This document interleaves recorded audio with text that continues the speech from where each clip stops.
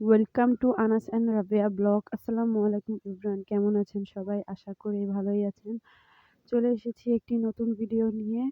আজকের ভিডিওতে আমি দেখাবো যে আমাদের গ্রামে কিভাবে মাছ ধরে।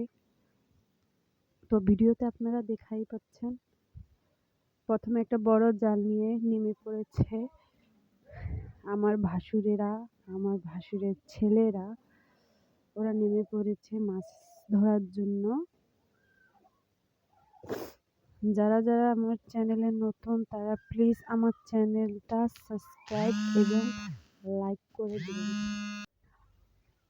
তো দুইজন দুই কোণায় জালটা নিয়ে টানতেছে, আর মাঝখানে যাতে মাছগুলো আটক হয় সেজন্য দুইজন দুই পাশে টানতেছে।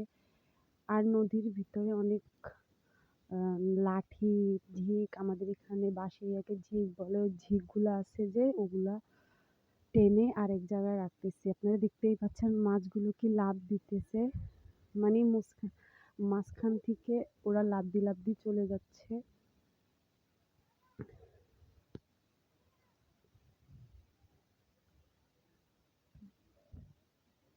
দেখুন জাল টানা হয়ে গেছে।